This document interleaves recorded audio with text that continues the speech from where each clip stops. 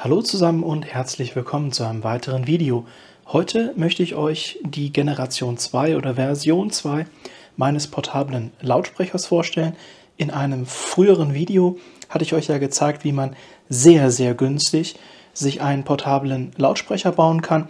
Da haben wir jetzt hier ein Beispiel. Wie gesagt, das Video verlinke ich euch oben von der ersten Version. Das ist diese hier. Haben wir zwei sehr, sehr günstige Lautsprecher. Ich glaube, nicht mal 10 Euro haben die gekostet. Hier hinten drin ist ein kleines Verstärkerboard. Die ganzen Details findet ihr dann in dem verlinkten Video. Und dann könnt ihr das eben mit einer externen Batteriebank, zum Beispiel sowas hier, auch das erkläre ich in dem entsprechenden Video im Detail. Da sind einfach AAA-Batterien drin und 8 Stück davon. Und so kommt man dann auf 12 Volt.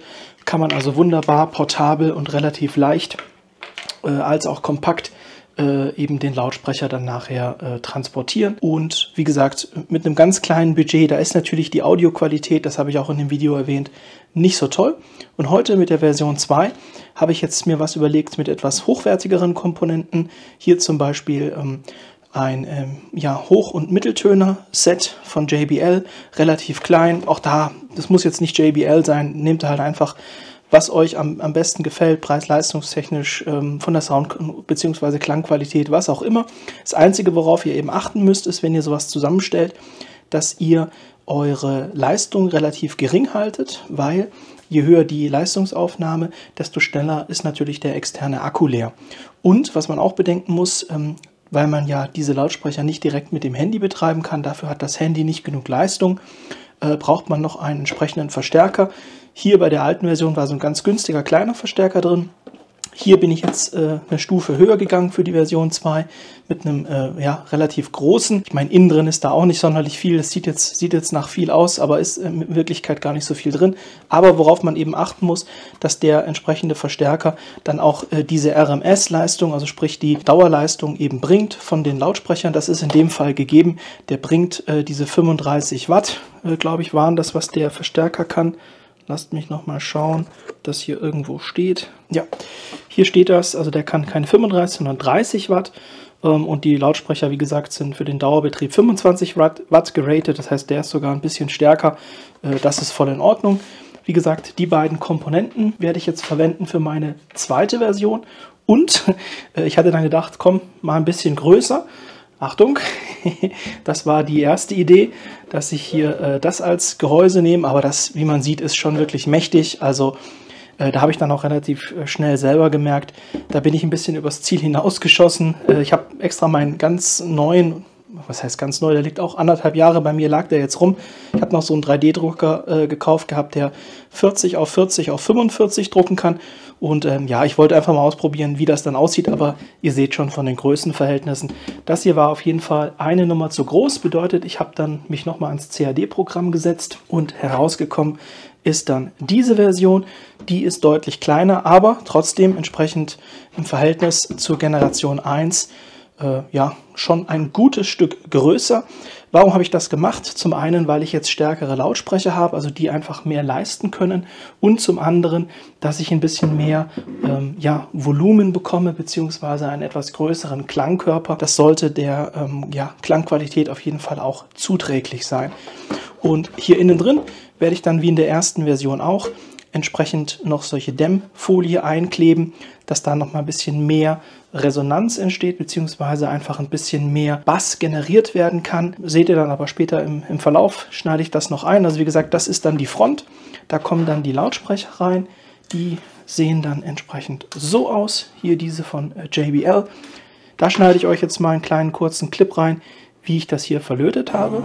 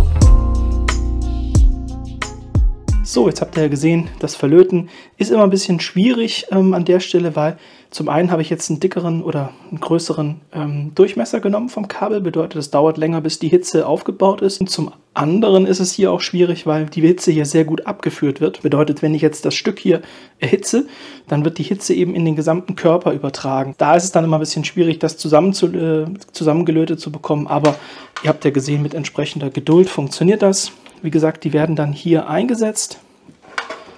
Ich mache das jetzt mal exemplarisch für einen Lautsprecher, damit ihr eine Idee bekommt, wie das dann final aussieht. Hier sieht man jetzt auch die Löcher, die passen. Das heißt, das kann ich nachher festschrauben. Da kommen dann 2 Lautsprecher davon rein. Und auf der Rückseite habt ihr ja gesehen, ist es jetzt noch offen. Da habe ich mir diesmal ein etwas anderes Prinzip überlegt. Und zwar kommt dann auf der Rückseite dieses Stück hier hin. Also das hier ist dann die Front, das ist die Rückseite. Und man sieht schon, das ist dann ja, ein ganz ordentlicher Brocken. Das heißt, der ist dann nicht mehr wirklich so kompakt, der Lautsprecher, aber sollte dafür in Sachen Klangqualität deutlich besser sein. Wir haben hier eine Aussparung.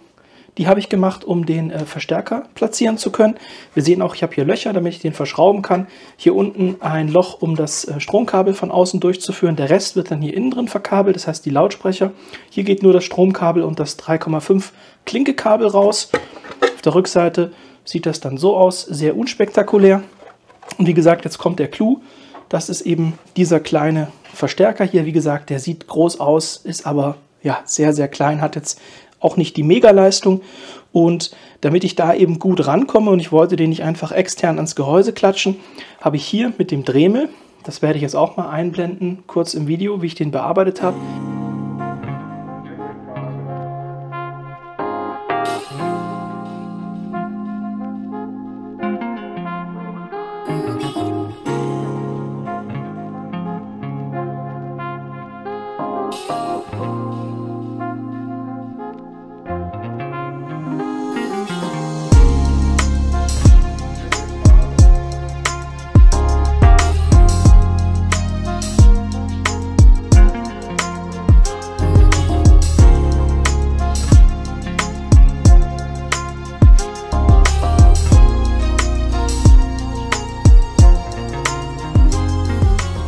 So, jetzt habt ihr gesehen, wie ich das mit dem Dremel bearbeitet habe.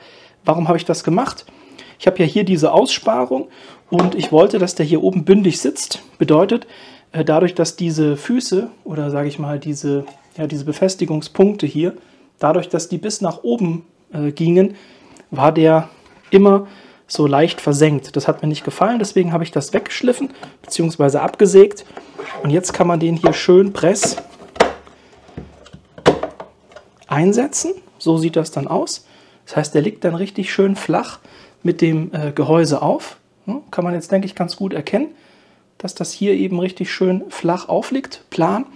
Und wird dann hier im Gehäuse verschraubt, an den entsprechenden Verschraubpunkten. Die passen auch, es hat gut funktioniert. Und hier innen drin wird dann entsprechend, ich nehme den nochmal raus, dann kann man das besser sehen. Genau, der sitzt dann da, wie gesagt, im Gehäuse drin. Und hier auf der Rückseite wird dann angeschlossen das Klinkekabel für den Ausgang oder beziehungsweise für den Eingang, für den Soundeingang vom Handy oder was auch immer. Hier intern wird dann auch nochmal das Stromkabel angeschlossen, wie gesagt, was dann nach draußen geführt wird und eben die beiden Lautsprecher links und rechts. Und wenn das dann alles sozusagen im Gehäuse verbaut ist, auch die Lautsprecher, dann kann man das hier einfach schließen, den Deckel. Da habe ich hier das so ausgespart, dass eben hier so eine Nut ist und dann passt das wunderbar ineinander. Das ist jetzt natürlich beim Vorführen immer etwas schwierig, weil ich nichts sehe. So, und dann passen die beiden Teile ineinander und hier hat man dann die Aussparung für den Verstärker, kann wunderbar den Verstärker ein- und ausstellen, kann die Lautstärke regulieren und hier auf die Rückseite kann man dann, wie in der vorherigen Version, zum Beispiel mit doppelseitigem Klebeband die mobile Batterie befestigen, wo das Kabel dann hier durchgeht. Und so hat man einen mobilen Lautsprecher, der qualitativ deutlich besser sein sollte als die erste Version. Und ja, das einfach nochmal so als kleiner Refresh, wie man das gestalten kann, dass das auch klangqualitativ wirklich interessant wird. Denn bei der ersten Version, das war von der Klangqualität her nicht wirklich interessant. Und jetzt hätte ich gesagt, baue ich einfach alles einmal zusammen, lasse dabei die Timelapse mitlaufen und dann hören wir am Ende, wenn ich alles zusammengebaut habe, uns mal ein Beispiel an, wie das dann klingt. It's not a game, it's a rich thing.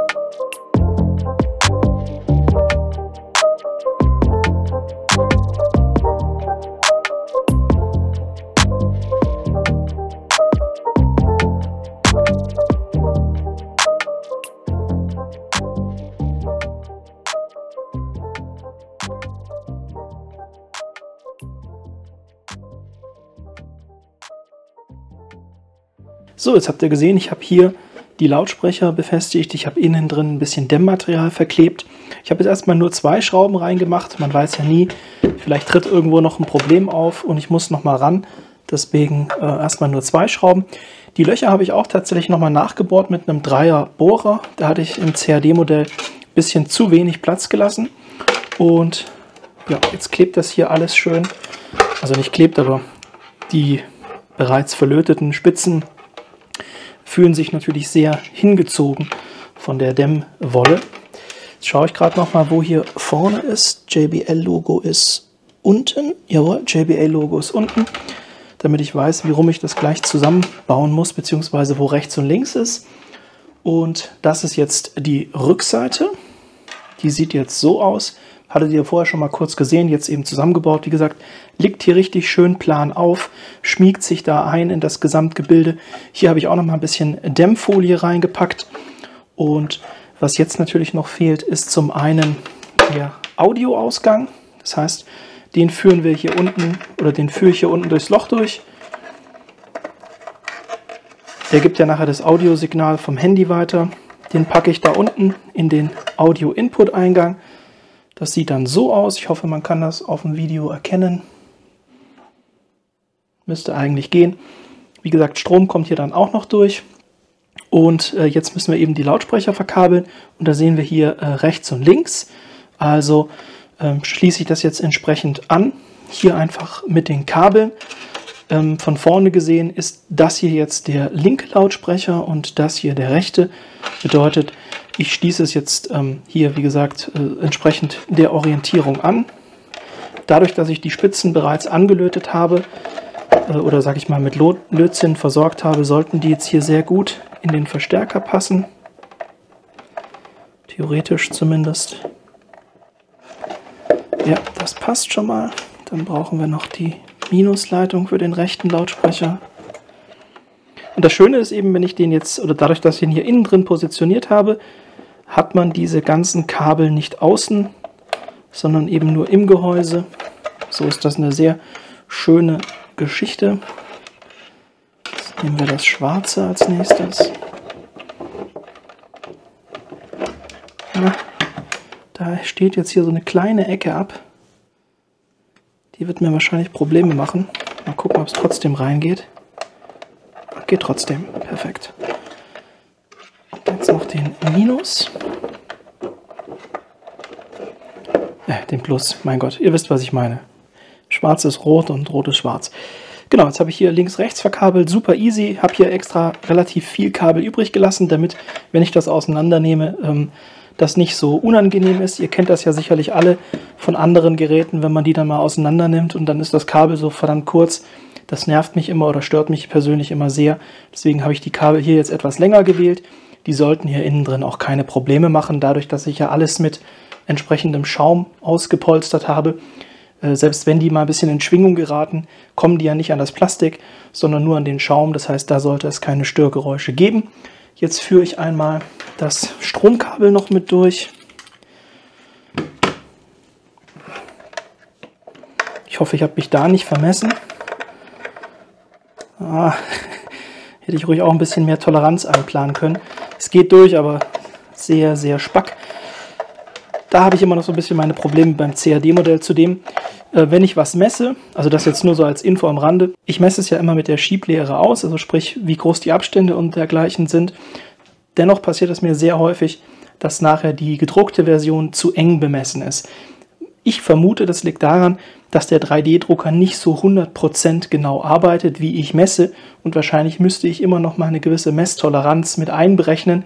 Da habe ich aber noch nicht herausgefunden im Laufe der Zeit, ja, wie viel Messtoleranz das sein muss. Ich habe ja auch schon verschiedene 3D-Drucker gehabt und ehrlich gesagt finde ich es gar nicht so schlimm, wenn es ein bisschen zu eng ist. Zur Not schleife ich dann immer ein bisschen was ab, wie zum Beispiel jetzt hier bei dem Verstärker habe ich auch einfach ein bisschen was abgeschliffen, oder eben wenn das jetzt hier nicht perfekt passt für diese Aussparungen, für dieses Klicksystem, was ich mir überlegt habe, dann schmirgel ich eben auch die Seiten ein bisschen ab.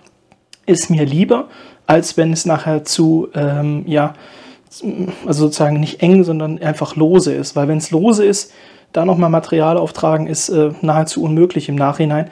Wenn zu viel Material da ist, das kann ich wunderbar abschleifen. Also ja, das eben so als Info für euch auch, falls ihr euch da mal wundert, das ist relativ normal oder zumindest kommt bei mir sehr häufig vor, dass das von den Abständen nicht 1000%ig passt. So, jetzt habe ich hier, wie gesagt, Stromzufuhr, die Lautsprecher, den Audioeingang und jetzt hätte ich gesagt, machen wir das Ganze einmal zu. Wie gesagt, jetzt erstmal nur provisorisch. Ich habe ja auch noch nicht alle Schrauben verschraubt bei den Lautsprechern. So, ich habe das jetzt mal provisorisch zusammengesteckt. Man sieht das hier. Hier ist jetzt noch ein kleiner Spalt, den habe ich gelassen, da das Ganze noch, wie gesagt, sehr eng ist von den Toleranzen. Und ich möchte es ja gleich nochmal auseinanderbauen, um das ein bisschen abzuschleifen. Und damit ich mir dann da nicht so schwer tue, habe ich es jetzt noch nicht ganz geschlossen. Aber hier, denke ich, sieht man, habe ich fast perfekt getroffen. Hier ist jetzt noch ein kleiner Abstand, da habe ich nicht 100% gemessen. Das heißt, wir haben hier einen kleinen Schlitz, ist aber jetzt nicht dramatisch. Kann ich zur Not auch nochmal innen drin mit einem Stückchen Gummi oder so abkleben. Macht keinen großen Unterschied. Hier auf der Rückseite, wie gesagt, hat man dann schön nur 2 Kabel, die rauskommen. Und an und für sich, wie gesagt, hat man die Einstellmöglichkeiten eben schön an der Seite. Ihr seht, es ist jetzt auch schon Strom drauf. Ich habe ja hier schon die Batterie angeschlossen. Und man hat tatsächlich auch die Möglichkeit, hier so ein bisschen Bass und Höhen einzustellen. Ich hätte gesagt, ich stelle den jetzt mal so hin. Dann sieht man das einfach ein bisschen besser auf dem Video. Ich hoffe, ich kriege das hier auch mit der Beleuchtung. Und ich hätte gesagt, wir machen jetzt einfach mal die Geräuschprobe. Beziehungsweise, eigentlich ist das Quatsch, wenn ich den so hinstelle, weil ich habe ja die Lautsprecher links-rechts eingestellt. Ich versuche den jetzt mal so ein bisschen schräg zu stellen.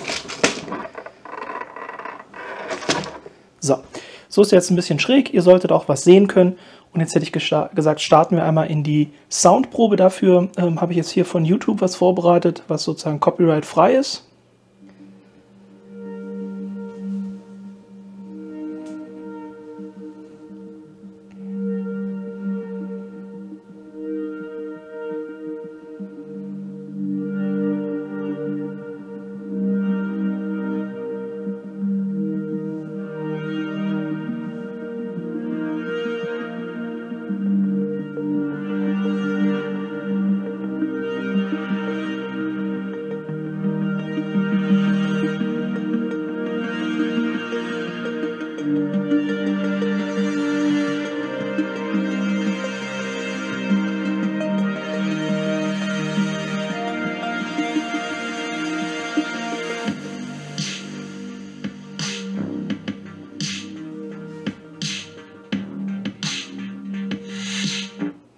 So, jetzt mal kurz zur Information. Wir sind jetzt hier von der Lautstärke circa bei der Hälfte. Das ist jetzt nicht massig, aber ja, ich denke, es ist ausreichend. Ich werde gleich auch nochmal aufdrehen. Ansonsten fällt mir jetzt direkt auf, ist natürlich auch wieder subjektiv, wie im ersten Video, verlinke ich euch oben nochmal, ist der Klang viel, viel besser. Also das ist ein richtig klarer, ja, ein richtig klanger Mittel- und auch ein richtig klanger Hochtonbereich. Es sind ja, wie gesagt, 2 Wegelautsprecher. Der Bass ist jetzt auch nicht schlecht für die kleinen Lautsprecher. Und hier ist ja kein Woofer verbaut, sondern wirklich nur diese 2 Hoch- und Mitteltöne. Und dafür ist auch der Bass recht gut. Ich hätte gesagt, ich lasse jetzt das Lied nochmal weiterlaufen und drehe mal ein bisschen am Lautstärkeregler und pack mal das Mikrofon hier mittig hin. Das seht ihr dann ja auch, dass ihr da nochmal ein bisschen besseres Gefühl bekommt vom Soundeindruck.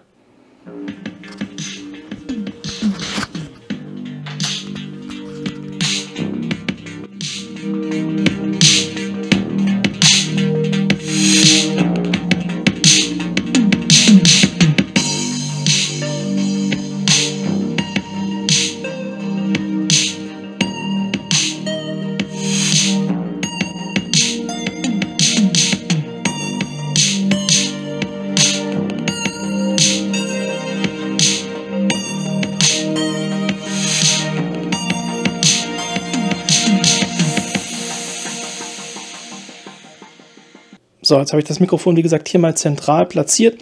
Ich denke, das sollte dann für den Toneindruck ganz gut sein. Ich habe es jetzt nicht geschafft, ganz laut zu machen, weil ich wollte euch nicht die Ohren zum Bluten bringen. Ich werde jetzt nochmal die Lautstärke voll aufdrehen, aber eben mit dem Mikrofon ein bisschen weiter weggehen. Einfach damit ihr mitbekommt, dass volle Lautstärke tatsächlich wirklich ganz ordentlich ist. So, Achtung, es könnte jetzt etwas lauter werden. Ich drehe jetzt mal die Lautstärke komplett auf und wie gesagt, bin jetzt so circa 1 Meter entfernt vom Lautsprecher.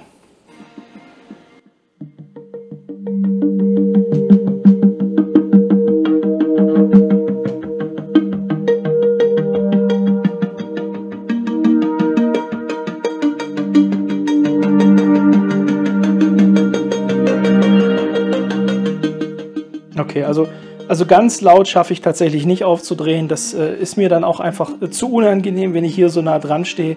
Also da ist auch noch Luft nach oben. Allerdings merkt man auch, je höher die Lautstärke wird, also je mehr man die Lautstärke aufdreht, gibt es halt natürlich gewisse Resonanzen hier im Gehäuse. Vor allem, weil ich es jetzt noch nicht ganz geschlossen habe. Also wenn ich das nachher jetzt ganz schließe, sind diese Resonanzen sicherlich weg. Ich werde jetzt hier das Ganze einmal noch ein bisschen anschleifen an den Ecken, sodass das besser passt. Werde auch mal noch die fehlenden Schrauben eindrehen und dann gebe ich euch noch mal eine Geräuschprobe am Ende. So, jetzt habe ich alles einmal final zusammengebaut. Man sieht, das ist jetzt natürlich deutlich größer als die erste Version. Ich hole die noch mal zum Vergleich. Das hier war, wie gesagt, die erste Version. Die ist natürlich deutlich kleiner und kompakter, ist aber in Bezug auf die Soundqualität bei weitem nicht so gut wie jetzt die zweite Version. Ich habe jetzt hier auch noch relativ viel Platz im Gehäuse gelassen, also ich hätte das auch ein bisschen kompakter bauen können. Ihr seht, ich habe das jetzt hier alles komplett verschlossen. Das heißt, ja, das ist jetzt so, wie der finale Zustand ist. Habe hier auch alle Schrauben reingedreht. Hier hätte man theoretisch auch nochmal Dichtmaterial drunter machen können, habe ich jetzt nicht gemacht, sollte aber trotzdem funktionieren. Jetzt hätte ich gesagt, wir geben hier nochmal Strom drauf, indem ich meine externe Stromquelle anschalte. Schalte hier meinen Verstärker an, das sieht man dann auch an dem blauen Licht. Der ist also auch hier leicht beleuchtet am Lautstärkeregler. Und jetzt habe ich mein Handy hier über Klinke angeschlossen und ich hätte gesagt, wir hören nochmal rein.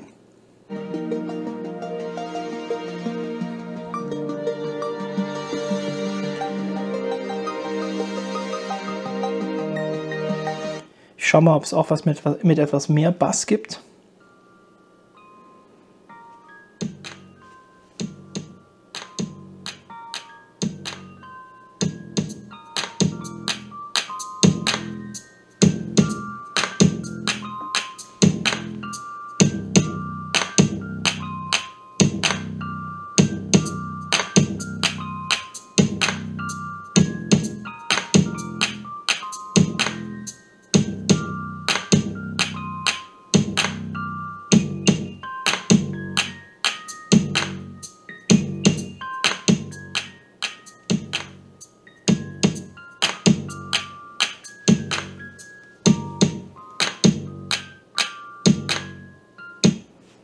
Also auch der Bass wird übertragen, allerdings sollte man da natürlich jetzt keine allzu hohen Ansprüche haben, weil einfach der Subwoofer fehlt. Nichtsdestotrotz, die Lautsprecher können auch ein bisschen Bass. Jetzt hören wir uns mal noch ein drittes Beispiel an.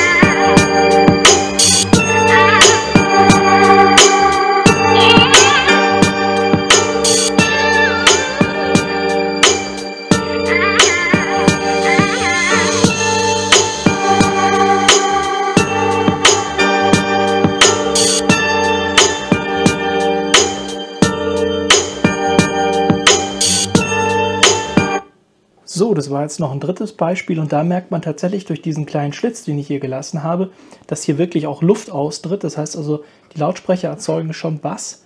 Allerdings, wie gesagt, ist es halt kein dedizierter Tieftöner bzw. kein Subwoofer. Also ja, damit kann man keine Luftsprünge machen. Dennoch ist die Soundqualität wirklich, wirklich gut. Man muss ja bedenken, auch das ist jetzt eine sehr, sehr günstige Lösung. Wie gesagt, je nachdem, welche externe Batterie ihr verwendet, könnt ihr das hier auch wirklich lange ohne direkten Stromanschluss betreiben. Das ganze System hat relativ wenig Stromverbrauch, es sind ja nur 25 Watt Dauerleistung bei diesen Lautsprechern und der Verstärker, ja, wie gesagt, der kann 30, da ist also ein bisschen Puffer. Das würde ich auch empfehlen, dass ihr den Verstärker immer ein bisschen größer definiert als die eigentlichen Lautsprecher. Hat dann natürlich die Tendenz dazu, dass wenn ihr wirklich voll aufdreht, dass die Lautsprecher überfordert sind, aber auf der anderen Seite finde ich es immer ein bisschen blöd, wenn der Verstärker den Lautsprechern hinterher hechelt. Die volle Lautstärke, wie gesagt, habe ich jetzt hier eh nicht machen können, war mir hier unten im Keller deutlich zu laut, da fliegen einem dann die Ohren weg. Insofern wirklich eine, finde ich, sehr coole Lösung, nochmal deutlich besser als die erste Version. Das ist wirklich was, das kann ich auch empfehlen, dass man das eben in einem kleinen Zimmer oder so nutzt. Funktioniert problemlos. Man könnte sogar den Körper, also den Resonanzkörper, noch ein bisschen kleiner gestalten. Das würde sicherlich auch dem Gesamtklangbild noch mal ein bisschen ja, positiv zuträglich sein. Der Körper ist, denke ich, ein bisschen zu groß gewählt für die Größe der Lautsprecher. Aber ich bin auch keiner, der sowas berechnen kann, beziehungsweise kein Akustiker, der da jetzt die Hintergründe kennt, wie groß sowas sein muss. Das war jetzt nur Pi mal Daumen gemessen. Wie gesagt, im Hintergrund die ganz große Version, die war dann einen Schritt zu groß. Ich denke, die ist jetzt schon nicht schlecht, vielleicht noch ein Tickchen kleiner, würde dem Gesamtklangbild ganz gut tun. Und wie gesagt, ist halt eine super kompakte Lösung, die ihr euch selber bauen könnt. Es kostet nicht viel, also zumindest wenn ihr schon 3D-Drucker habt, ne, macht ihr euch am CAD eben entsprechende Modelle. Wer Lust hat, das nachzubauen, meldet euch gerne. Ich kann euch die Modelle zukommen lassen. Müsst halt dran denken, wie gesagt, den Verstärker entweder im Modell hier die Aussparungen vorsehen oder halt so wie ich das entsprechend wegdremeln. Dann passt das Ganze hier perfekt in das Gehäuse. Hier müsste man halt, wenn man ganz genau arbeitet, das Ganze auch noch mal ein bisschen niedriger gestalten.